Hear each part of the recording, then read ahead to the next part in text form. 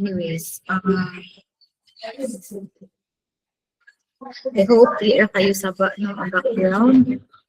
So anyway, I am here presenting a PowerPoint presentation for us to follow through with our discussion.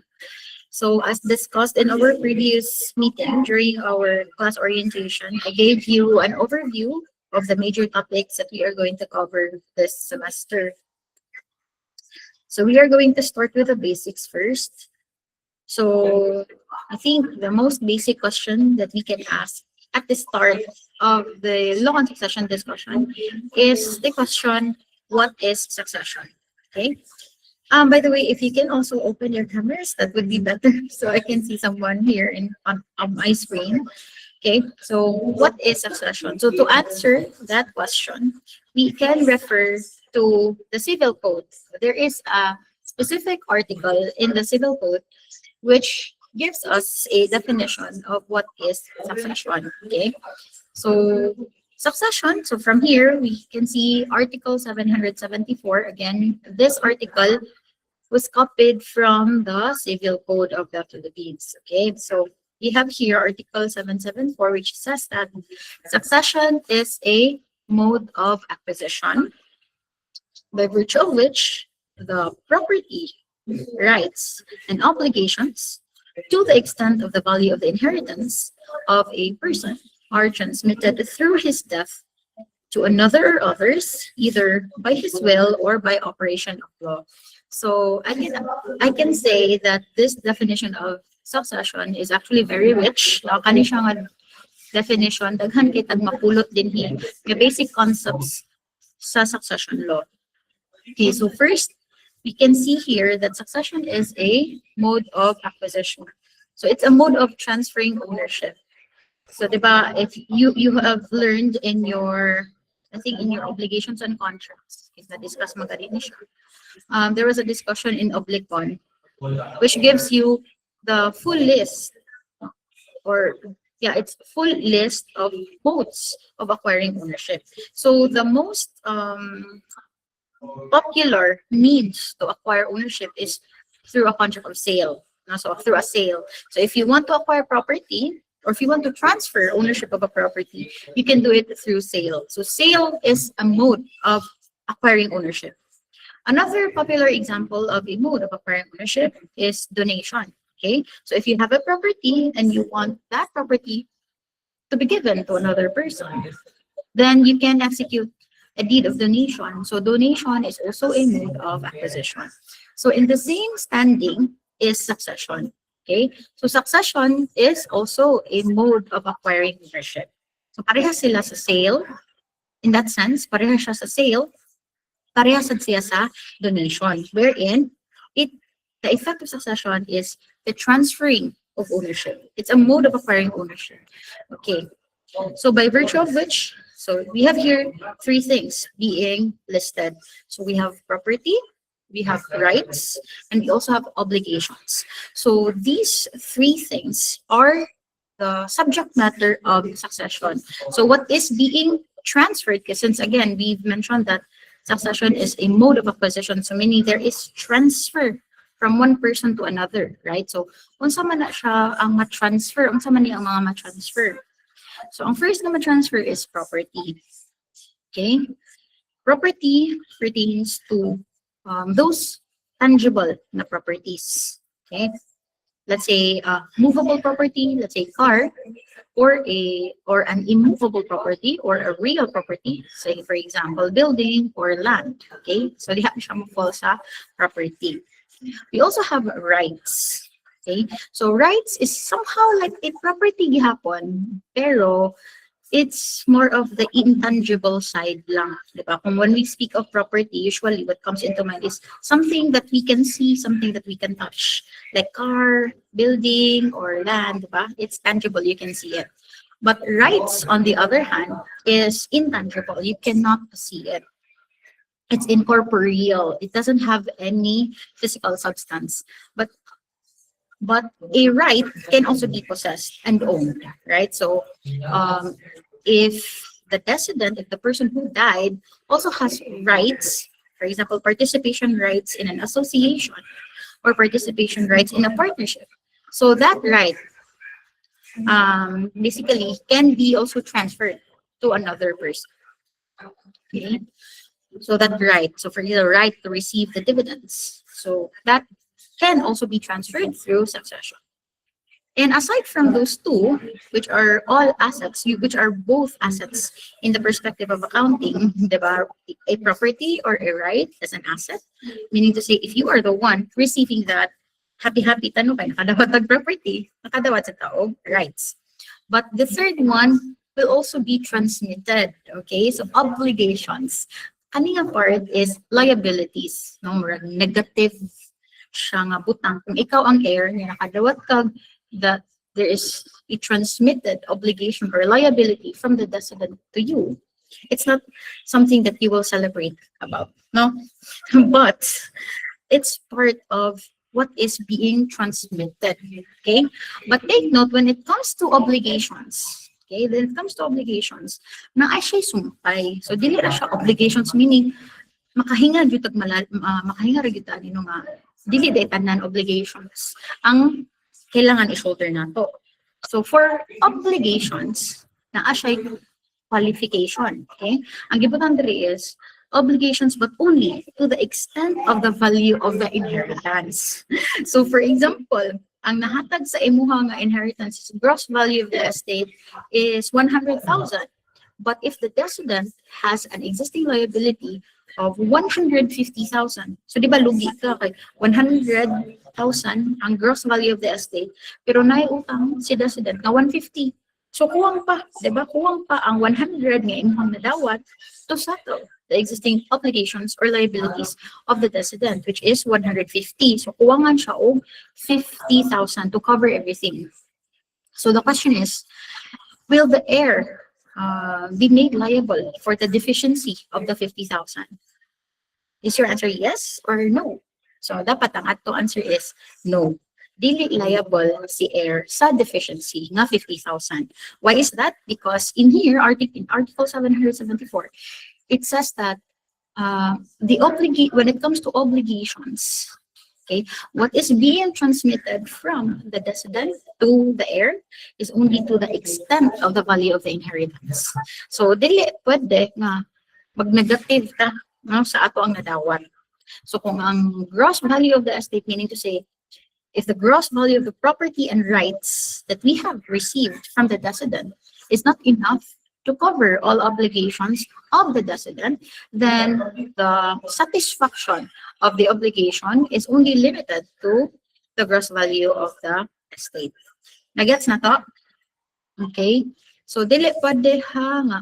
For example, na maningil sa inyong haba. Na, let's say, namoy namatay nga. Nakunhud lang yun. One of your ascendants, no? Namatay. Unya, na siya giutangan di ay. So manuktok sa inyo nga, oy nabiti utang imong papa nako or nabiti utang imong mama nako nga 500,000. Pero wala gi properties nga nabilin ni parents. Utang ray nabilin, di ba? Kasagaran mo ingam na awa jud gibilin ako. Sila gibilin ako nga property. Utang noon na gibilin.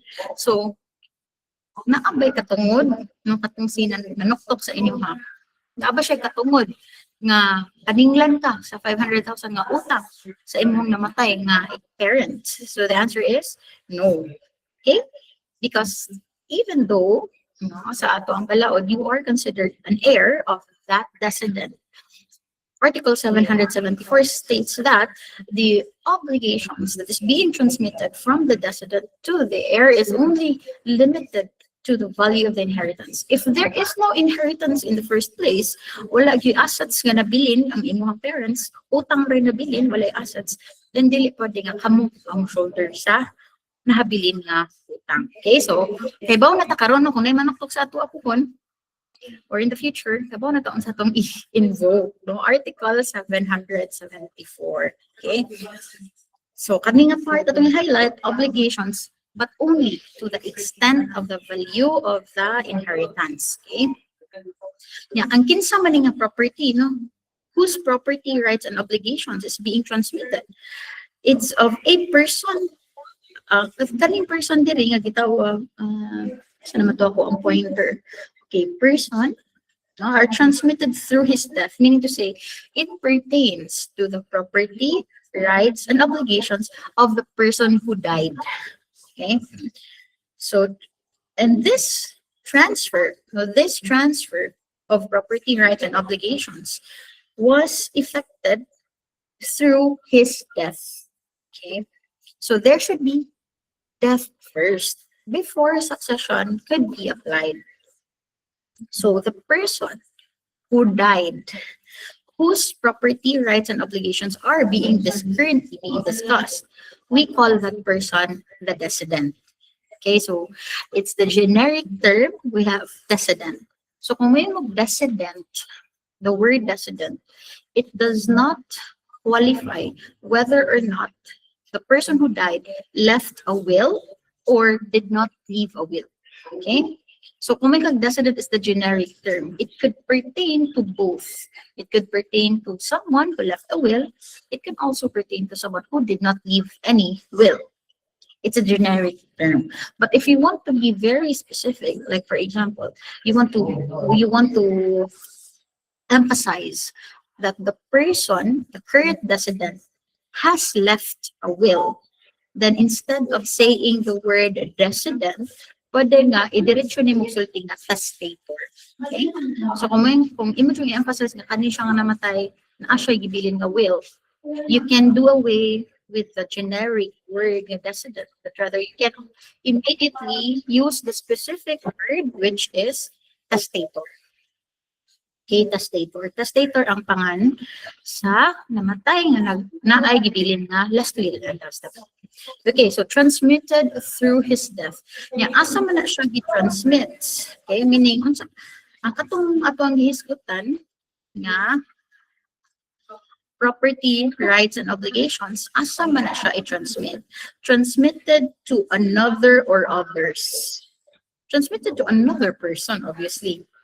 Either, so how was the transfer effected? Okay, either by his will, meaning will of the decedent, or by operation of law.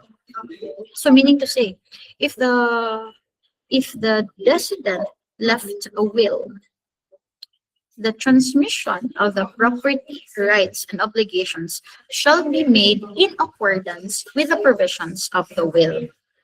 So as a general rule, we should honor what was stated in the will. Kaya mao man ay gusto ni decedent, di ba? Dapat, as much as possible, we will honor that. Kung unsa niya pag-divide ang iyang properties, kung naa siya will, we will follow that. So as a general rule. However, in our later part of the discussions, as we dive in deeper to the testamentary succession of provisions, we will find out later on that sometimes, bisan og naa siya will, pwede siya ma-invalidate. Pwede siya ma-invalidate, meaning pwede na to dili i-follow ang iyahang gibutang sa will. Especially if, katong nakahinamdum mo, naghisgot ko og word nga legitimate, di ba? So, katong mga compulsory heirs, natin siya kinahanglan nga minimum share. So, if na-impair, wala na follow ang iyahang minimum share, which is what we call the legitimate, sa will ni testator, then pwede na to i-invalidate ang will. Okay, but as a general rule, example, wala sila in complications, if the testator has left a will, the transmission of the property, rights, and obligations shall be made in accordance with the provisions of the will. Okay? So it says here, either by his will or by operation of law. So meaning, if the decedent has left no will at all, wala siya gihimo nga will, then unsaan man pag-divide ang iyang property. So the division now of the property will be made in accordance with the law. Muna diha na masud ang by operation of law. Meaning to say, again, sundon ra nato diri ang kaniyang by operation of law if walay ni exist nga will. But if naay ni exist nga will, always follow the provisions of the will as long as the legitimate was not impaired. Okay? But again, if the testator did not leave any will, then the distribution of the property rights and obligations will be made in accordance with law by operation of law. So sa kanina last part by operation of law, diha na musod ang ato ang rules for intestate succession. Diba? Nag-discuss ta ato last time na naay duha ka klase nga succession, testamentary o intestate succession. So testamentary, if naay last will, si decedent. Ano pala siya last will, we call it intestate succession. Intestate. So meaning, there is another rule for intestate succession. Kung kinsay na ay order of, kinsay na ay, tanaw na to dito ang order of priority, kinsay mahatagan o bahin. Okay? But we can also say nga sometimes mixed siya nga succession. So partly testamentary, partly intestate. Possible na siya. For example, naari siya will, okay? Pero sa iyang will, wala niya gi-cover tanan niyang existing properties. So naari siya specific property, let's say na siya 5 ka buok kayutaan. Pero ang usara kayuta ang iyang dimension sa iyang will kay ganahan gid siya nga katong nga specific nga yuta mapunta jud sa isa ka specific nga person.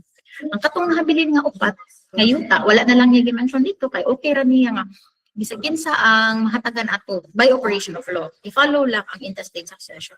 So in that case, we have what we call mixed siya nga succession. Mixed because there is partly testamentary and partly intestate.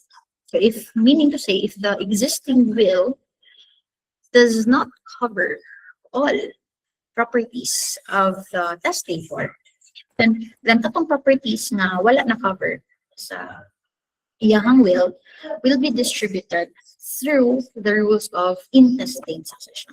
Nagets na to? Nagets?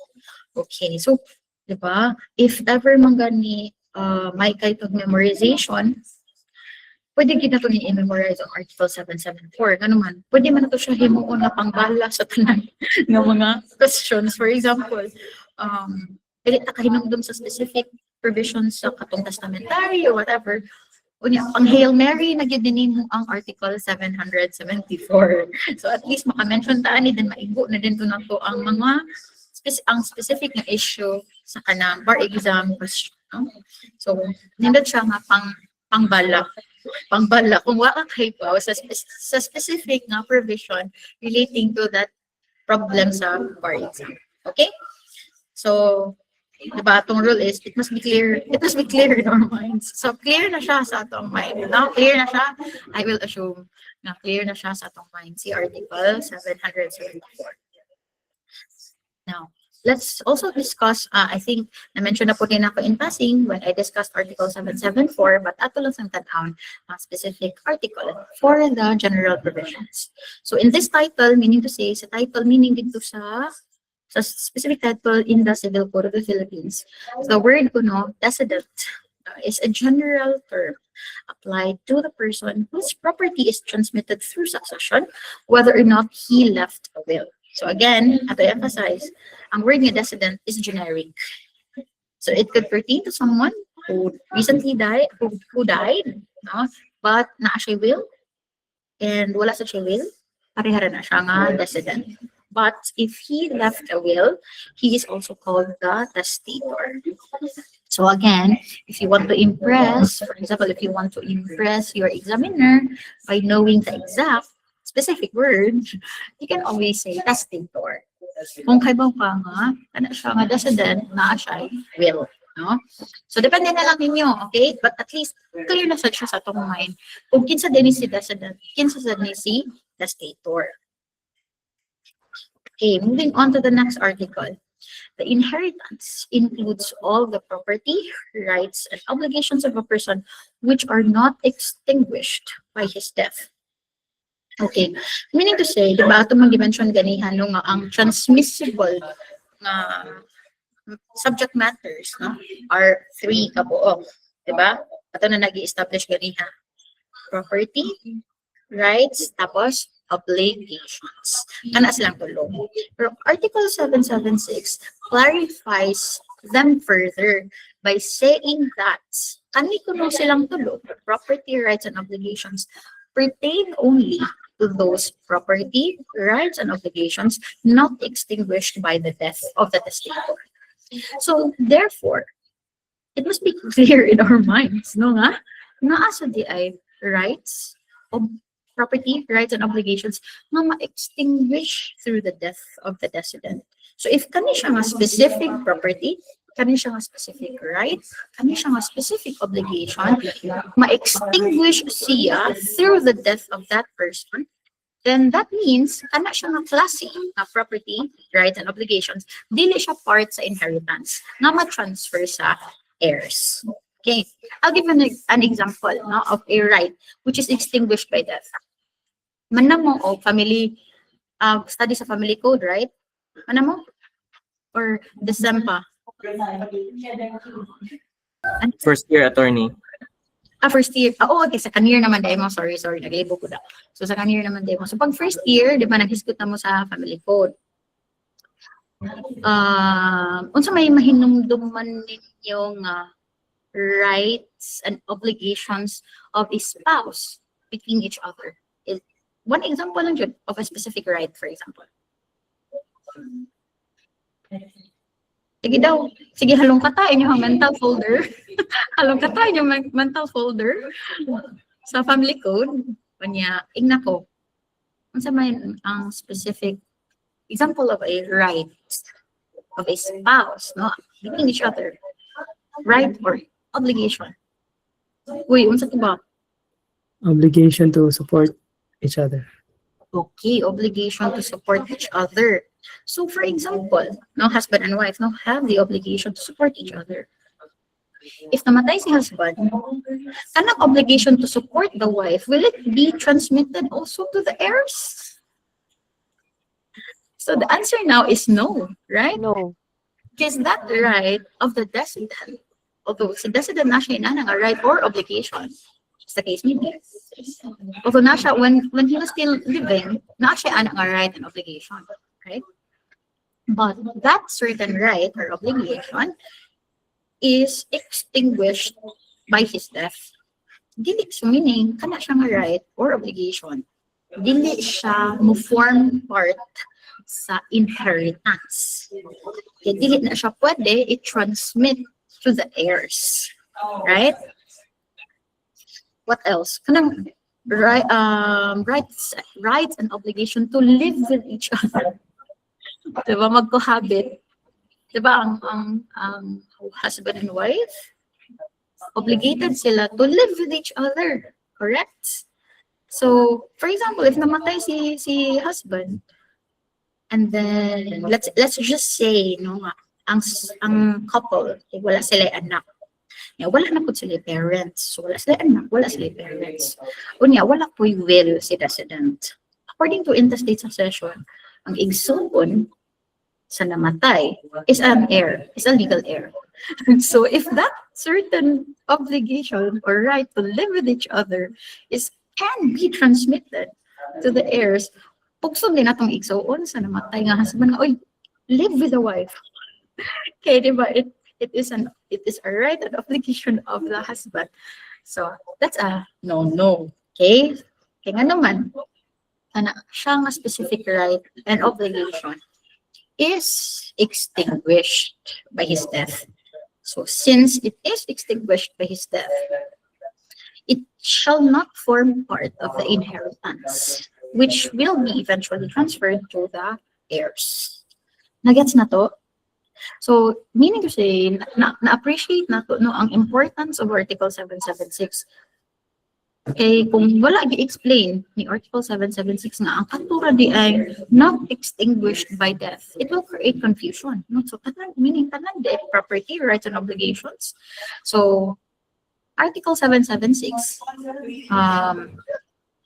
clearly delineates which property rights and obligations are transmitted to the heirs, are to be transmitted to the heirs. So only those which are not extinguished by the death of the decedent. Clear? Okay? So meaning to say, okay, another example of an obligation. Sa inyong oblikon,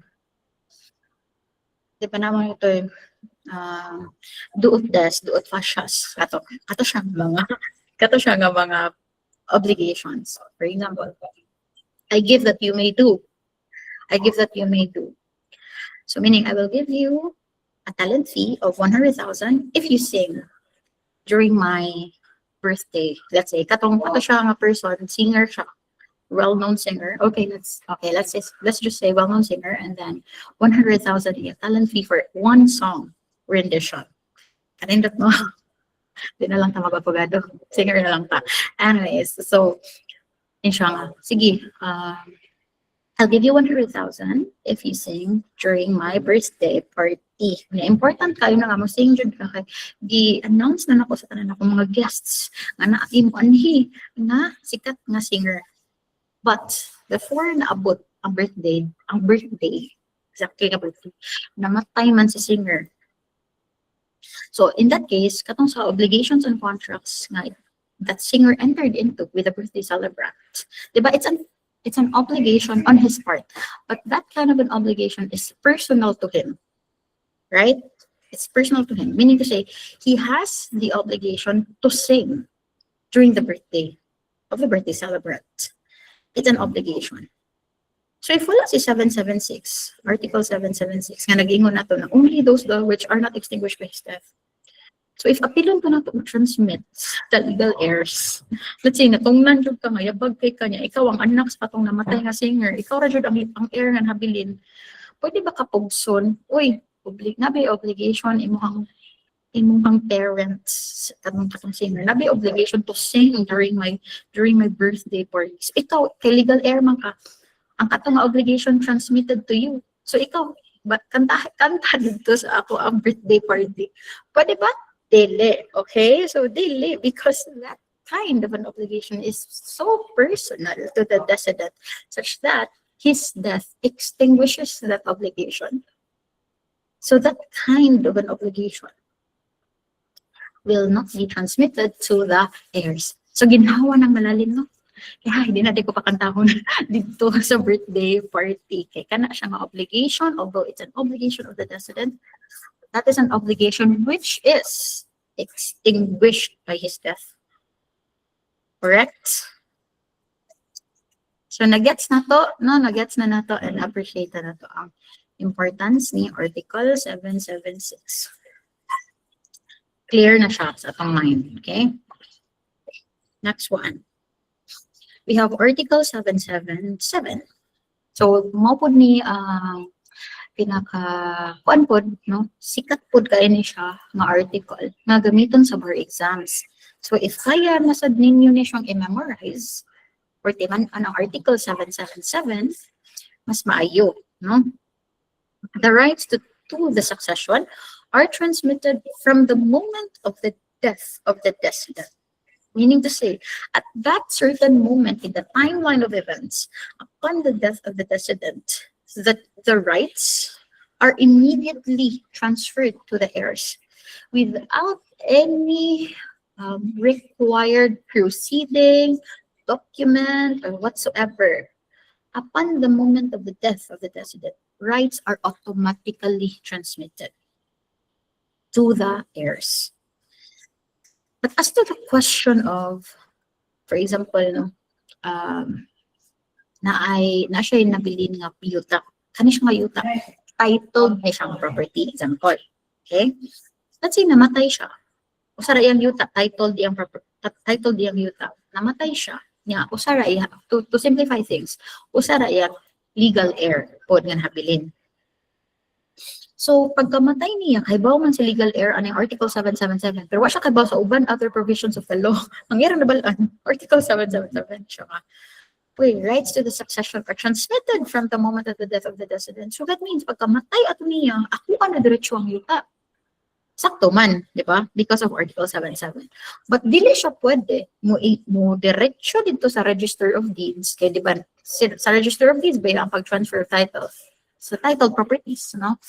Dili siya pwede mo adto dayon sa Register of Deeds. Unya mo ingon dito nga, excuse me, tagain ako sa bag-o nako nga titulo sa yuta nga nakapangana jud sa ako. I-transfer na ang titulo sa yuta padung nako Okay, Article 77 says the rights to the succession are transmitted from the moment of the death of the decedent. So, sakto ba siya or dili? So, sa ato nga part, sayop na siya. Okay?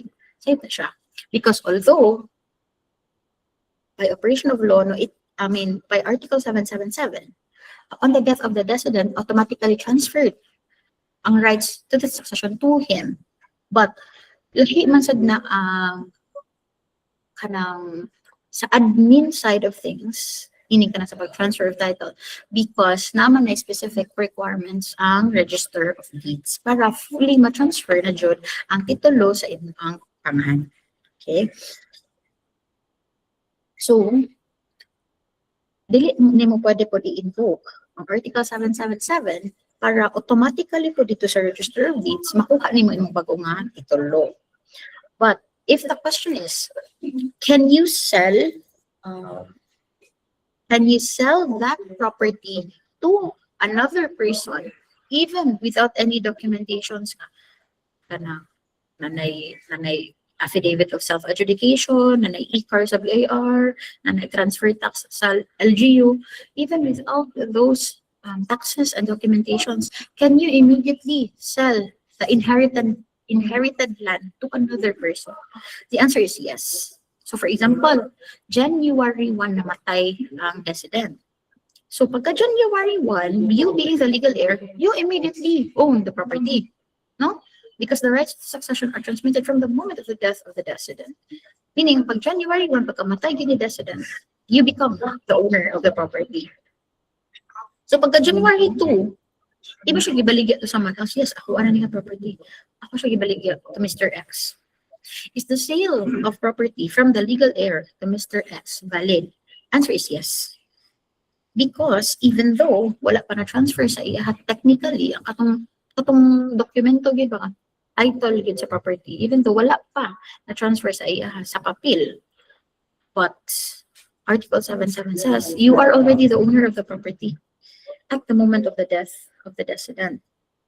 So if the decedent died on January 1, you became the owner of the property on January 1.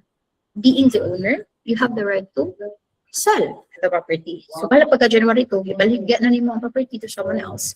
The sale remains valid. Okay? So if the question is the sale valid?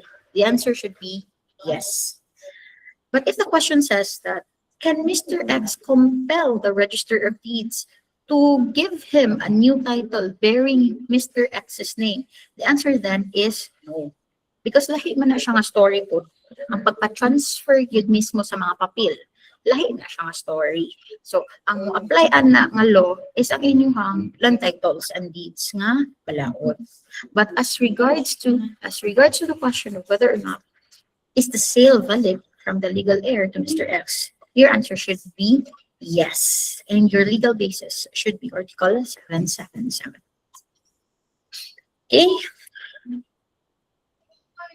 So Article 778 says that succession may be testamentary, legal or intestate, or mixed. So I already explained this a while ago, no? Pag pwede siya partial. So ang other term DI for intestate succession is legal succession. So legal or intestate succession. Then we have the mixed. So I will not discuss this further kay nahisgutan naman na nato siya sa Article 774.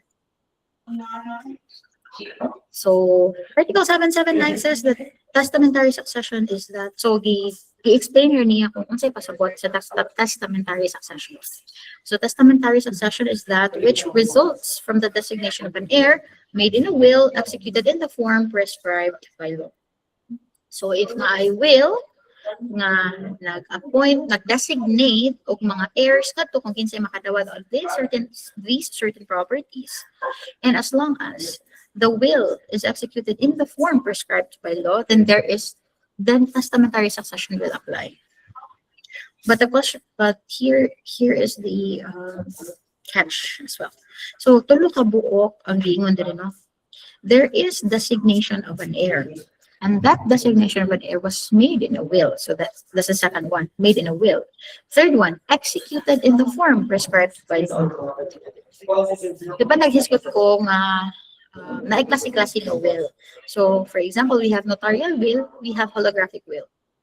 Pinakasikat na will is notarial will. So, if you execute a notarial will, it must be made in a form prescribed by law. Later on, we will discuss na unsa di ang specific form for a notarial will. So, meaning to say, if that specific form prescribed by law of a notarial will, for a notarial will rather, was not strictly followed, that means void ang will. So kung void ang will, dili siya testamentary succession. It means mere existence of a will, by the mere fact that there is a will, dili siya automatically testamentary succession. Right? Because dapat ang will must be executed in the form prescribed by law. So if there is really a will, but the will was not executed in the form prescribed by law, the will be disregarded. It will be considered as void or invalid. So it's as if there is no will at all. So in that case, we will not follow testamentary succession. We will follow what? Legal or intestate succession. So important kina no sa atong teacher clients. Kung if you become lawyers, when someone wants you to draft and notarize a will, so that means notarial will siya, it's notarized, so it's a notarial will. Make sure na ang imuhang notarial will nga gihimo is in accordance gyud with the form prescribed by law. Ay maikugta sa ato ang client. Kaya ikamatay na niya noon pohon, diha pa nabalaan nga waday na de lacking requirement dito, so wala na follow ang specific form. So ang effect is void ang will. So if void ang will, sa pasabot, dili ma-honor ang wishes ni testator. Diba? Kaya maubiyaon ta ang iyahang goal nganong maghimo siya og last will kay para matuman ang iyang ganahan nga distribution, di ba nga kani siya property kadung ni siya ni Mr. so at so. But if void day ang iyang will, matag umuon mo sa inyong client. Uy, third ni woman din ni nakuan. Uy, so if na void ang iyang will, meaning na disallow siya during probate, so dili na to ma-follow ang iyang wishes. What will be followed is ang katong priority, order of priority, as explained in our intestate rules. No? So, ato na, lahi siya computation. Okay? Ano siya ha? So, kinahanglan, there is a designation of an heir, and that designation was made in a will, and that will was executed in the form prescribed by law. Okay, so mixed succession, Article 780, ako na po nag-describe ganiha. Mixed succession is the effected partly by will and partly by operation of law. Diba? So, na will, valid nga will, pero dili tanan properties ang iyang i-include sa iyang will. So, katong mga properties na not included in the will be distributed by operation of law, specifically using the rules on intestate succession. Okay? Clear na ba siya sa atong mind class? Children? Okay. Yes, please. So, Article 781, it says that the inheritance of a person includes not only the property and transmissible rights and obligations existing at the time of his death, but it also includes those which have accrued thereto since the opening of the succession. So meaning, saan siya? Existing as of the time of death, plus whatever has accrued after his death, as long as wala pa rin yung na-settle and na-distribute ang iyahang properties. So for example, naa siya'y kani siya nga person, naa siya'y commercial building. So, commercial building man, nagparency of mga units to tenants. Let's just say that that commercial building is earning 100,000 rent every month. Okay, 100,000 rent every month. Let's say namatay siya pagka January 1. So pagka January 1, ang iyahang property as of the time of death includes the value of the building, di ba? So ang property at the time of his death, ang building itself and the land in which the building was situated. Okay? So ang iyang property at the time of his death is the building and the land. Pero, kay dugay man ninyo nasettle ang iyang estate and all, dugay, nagsapot-sapot pa mo and all, kay wala man siya will, so nagsapot-sapot pa mo sa mga heirs. So, dugay siya ang settlement. So, nagkadugay, nung wala pa ninyo nasettle, na maghihapoy rent nga madawat pa na, kay nag-abang lagi to. Commercial building man siya. So, every month, naagyapun to'y madawat na rent, correct? So, ang katong mga nadawat na rent, nag-accumulate na rent from the time of his death. Yung dito, accrued thereto since the opening of the succession. It's just fancy word of saying at the time of his death. Kaya pag since the opening of the succession. Kanas ka di ay ang opening of the succession? At the time of death. So all of those which have accrued after his death still forms part of the inheritance. So katong January nga rent sa commercial building, January 1 up to January 31 nga rent, apil gihapon to siya sa computation sa inheritance. Inig ka February, if wala ra gihapon na settle ang estate, wala pa na distribute ang estate, then the rent for February will also form part of the inheritance. Okay, so nagets na to, no? So ang inheritance DI is kato siya tanan at the time of his death at that specific date, which in my example is January 1, plus all of those that have accrued thereto since January 1. Okay, since the opening of the succession. So ang kanilang opening of the succession pertains to the time of his death. Ito ha. So, iniadto ninyo kung sa BIR, kay pabayaran pa ba tag-estate tax ni BIR, no? So, iniadto ninyo po ni BIR, ang pag-compute ninyo sa value of the gross estate includes those that exist, the gross value at the time of his death, plus katong mga newly accrued properties and rights. Okay. Article 782, an heir. So, the word heir is a person called to the succession either by provision of a will or by operation of law. So an heir is a generic term referring to someone na ay share sa inheritance. We have also devisees and legatees. So devisees and legatees are persons to whom gifts of real or personal property are respectively given by virtue of a will. So ang kaning word nga devisees or legatees, this is only exclusive to circumstance wherein the decedent has left a will. So, if na ay will, o niya, ikaw, person ka, gitagaan ka o real property, devicee ang tawag sa imuha. Pero if ang gihatag sa imuha kay personal property, legatee ang tawag sa imuha.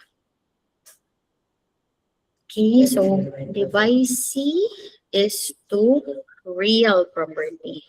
Legatee is to personal property. Okay. So for example, sa last will and testament ni decedent, na ang iyaha ko ng Toyota Fortuner, iyang ihatag nimo. Okay, so unsa man ka, devicee ka or legatee? Sayon ra kaayo, tubag. Legatee. Okay, legatee ka. Pero if ang iyang hatag nimo is ang iyang commercial building, you are referred to as the devicee. Because a building is considered a real property. So, unsa na to pagkahibaw kung real property na siya or personal property na siya? Inyuhan ng teacher sa property law ang motubagan na. Okay? So, maybe si Judge kuan sa manang property karon na nag-handle si Judge Leiko. Okay, so kung si Judge Leiko ang inyong property, kukuhan, clear sa na siya sa inyong mind. Okay? May man kayo mo discuss si Judge Leiko sa property. Okay, so pilihan niyo, pilihan niyo si George Laco. Okay, anyways. So next, let's discuss a certain problem. Okay, ako rin siyang i-summarize for you. You have to have the Dacosalem versus Raffles. This is an old case, no? Decided 1942 pa siya. 1942.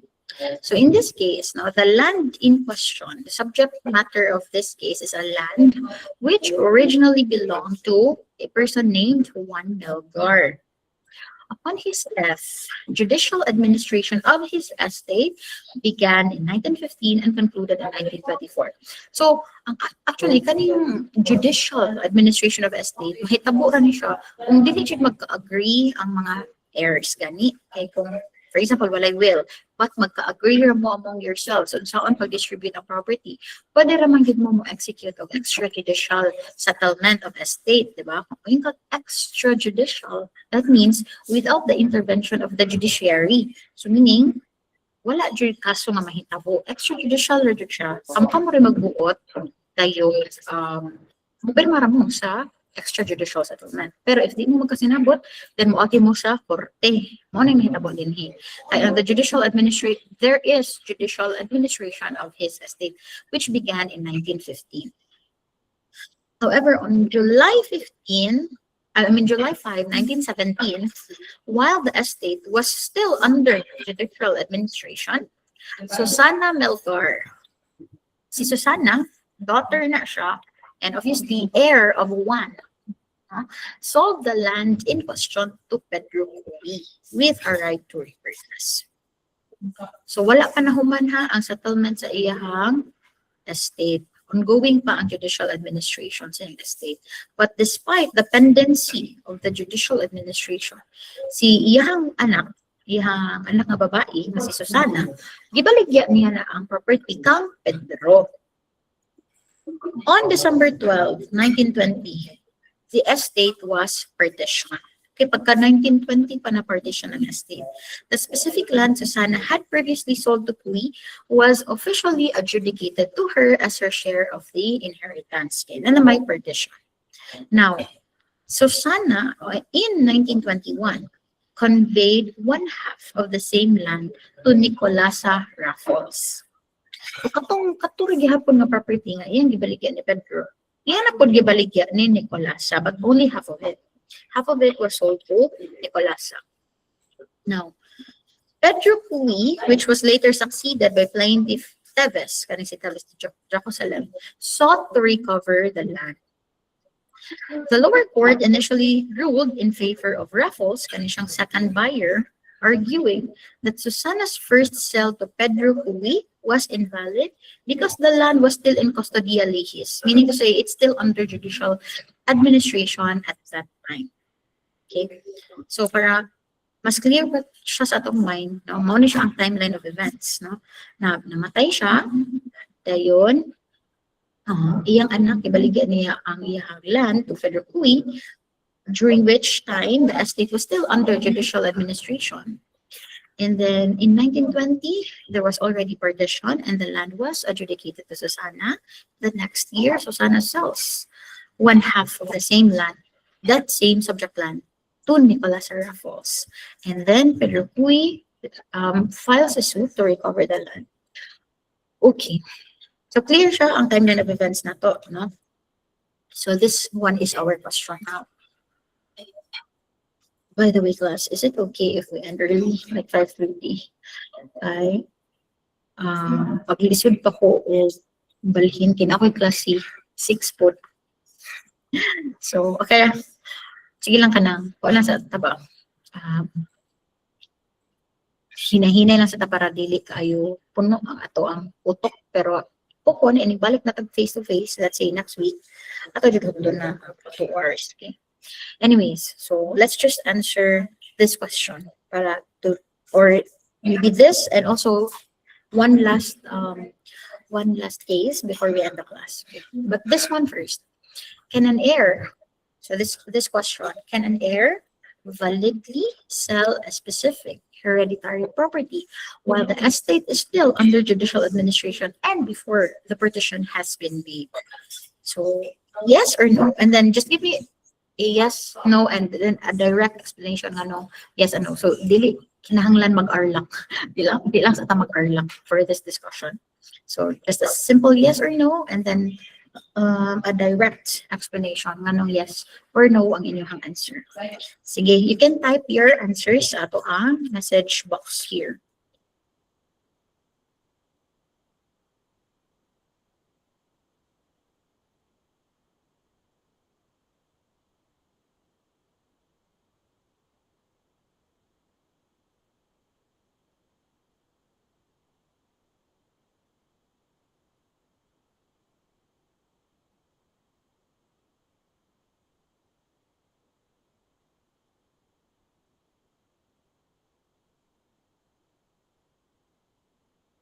Okay, so we already have one answer here from Joel. So ingon siya nga, yes, because by law she already owns the property. How about the others? Tama inyong answer to this question.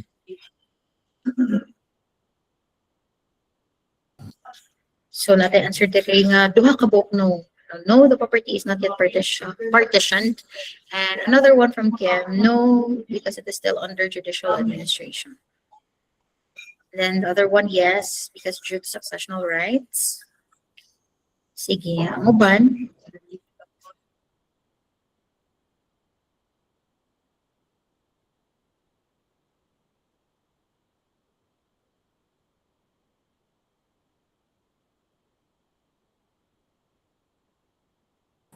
Okay, so medyo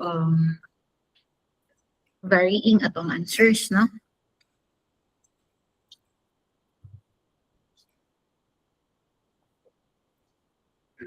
The prejudicial question must be resolved first. Ang kanang concept of prejudicial question kay apply na siya sa civil plus criminal ha. So dapat both ending ang civil and criminal case diha pa kamo invoke of prejudicial question.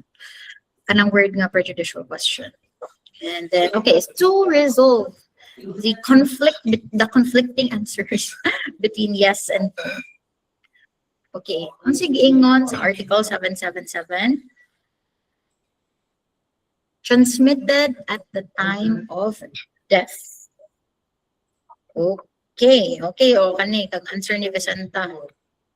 Yes, because ownership is transmitted at the time of death, thus she has the right to dispose, but she can only sell up to his proportional share of the co-owned property. So the short answer is yes. Can an heir validly sell specific hereditary property? The answer is yes, because of Article 777. Okay, so it must be clear in our mind now when it comes to the question of the validity of the sale. Article 777 should ang ato ang i-invoke. So at the time of the death of Juan, who is the father of Susana, diba? In our case here, pagkamatay ni Juan, automatically Susana becomes the owner of the property. And being the owner of the property, you have the right to enjoy the property, you have the right to sell the property, you have the right to encumber the property. So we have musud ang ato ang rights of an owner. Okay, so as an owner, she can sell the property. Bahala na. So meaning to say, dili di ay prerequisite na kinahanglan na anay partition, na anay settlement of the judicial administration. Dili siya kinahanglan na for the validity of the sale to be upheld. So valid ang sale. But since wala pa man nahuman ang partition, ang right ni Pedro Cuy being the buyer is ang iyang right as to the specific jud nga portion of the property is still to be determined after partition. But the fact remains nga ang iyang sale, the sale from Susana to Pedro Cuy is valid. So pro indiviso share, diba, with the other legal heirs. So pro rata share. So meaning kung magod ka, if daghan mga heirs, ang imuhang shared to the property is pro indiviso, and meaning to say undivided share pa siya. When we say undivided share, wala kay specific portion of the property kung asa jud ang imuha. Pero owner ka of the property, dili ka lang specific ang portion. Okay? So ang imuhang right, ang your pro indiviso share of the property, you can always sell it even before the partition. But it's just that the partition will settle the specific needs and bounds of your property. But the sale itself is valid. Okay? Sige, para mas clear pa siya, let's answer one last question here. One last case. No? Paiduan versus Builders Savings and Loan Association. So another one on. So this person passed away on August 14. He was survived by his wife, Conchita Gloria, and his daughter, Maria Lourdes. So for short, Conchita, and then the daughter is Lourdes. The spouses owned a parcel of land covered by this specific DCT number. In 1993, Conchita and Lourdes filed a complaint to annul a mortgage on the property. It seemed that a mortgage was executed in 1991 even after one died because there was a forgery of his signature. So namatay siya in 1987, nakapirma pa daw siya mortgage pag 1991. So na-forge ang iyang signature. So ang iyang wife, surviving spouse, o ang iyang daughter nga si Lourdes, they filed a complaint to annul the mortgage of the property. So ang kaning mortgagee, ang lender, the mortgagee, which is Builders Savings and Loan Association, they argued that Lourdes, the daughter, had no legal capacity to sue as a real party in interest. They claimed that she was merely an ampon, kuno, adoptee, and not a biological child. Furthermore, the lender slash the mortgagee, kaning si Builders Savings and Loan Association, they argued that Lourdes could not file the suit because she had not yet established her legal heirship through a special proceeding for the settlement of one's estate.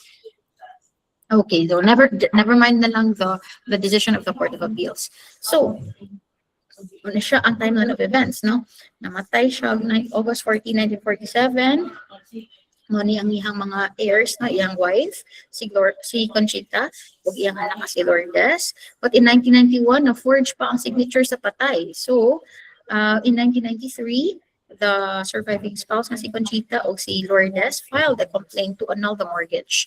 And on that same year, the lender slash the mortgagee, ingon sila nga, wala ko na capacity to sue si Lourdes, kaya ampun daw ko na siya. So, kinahanglan, iyaha pa daw i-establish ang iyang heirship through a special proceeding. Kinahanglan po kuno na ay judicial declaration of heirship na i-declare siya di court nga heir jud siya. Okay? So, the question is a prior judicial declaration of heirship or the settlement of estate in a special proceeding necessary before an heir can commence an action to annul a contract involving hereditary property. And stemming from the first question, did the heir, specifically Lourdes, acquire interest in the property immediately upon the death of the decedent or only after the estate was judicially settled?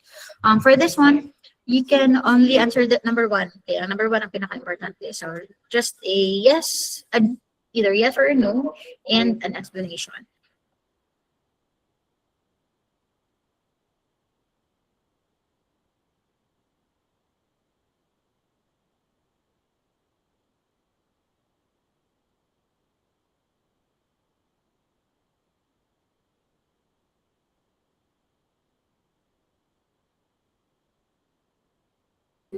Okay, always first to answer, Sir Joel. Si Joel. No, the adopted child has the same right as the natural child. Okay, muna akong giingon ha nga dapat responsive ang ato ang answer. Although, sakto man ang statement that the adopted child has the same right as the natural child or the biological child, that is a correct statement. But it is not responsive to the question. Ang atong question is prior judicial declaration necessary?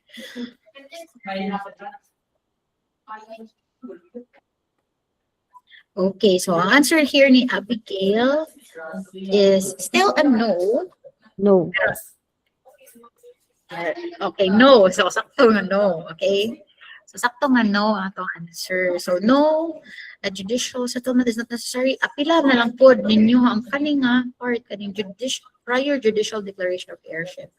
So, no, a prior judicial declaration of heirship or settlement of the estate is not necessary. Okay, not necessary. Dili kinahanglan nga na i-declare pa sa court na oy, kani siya heir na siya. Dili siya kinahanglan. Because the civil code mismo provides that, okay, ano siya, that an ownership is transmitted to the heirs at the time of the death of the decedent. And the question of whether or not the person is an heir is settled by law. No? Naaman dito sa balaod mismo, sa law and succession. Nag-describe man siya dito kung kinsa ang heir. So, meaning to say, dili na jud kinahanglan ang separate nga declaration of heirship by the court in another special proceeding. Okay? So, demandin na ninyo ha, kay daghan kay na o question na sa bar. Sikat na siya sa bar. Kanang kinahanglan ba daw kuno nga i-declare siya daan sa court in another special proceeding. Hassle mo gud siya, no? Bruduha kabog imong kaso nga i-file. Para first magpa-declare sa kag heirship. Yaman ikaduha kung file na kaaning kaso nila to annul the mortgage. So hassle na siya kaayo, no? And at the same time, dili good siya necessary because again, Article 77 states that transmission is made at the time of death. And plus, kung ganahan pa kag more comprehensive answer, you can say that the legal heirs are already mentioned by the law. Kung kinsa.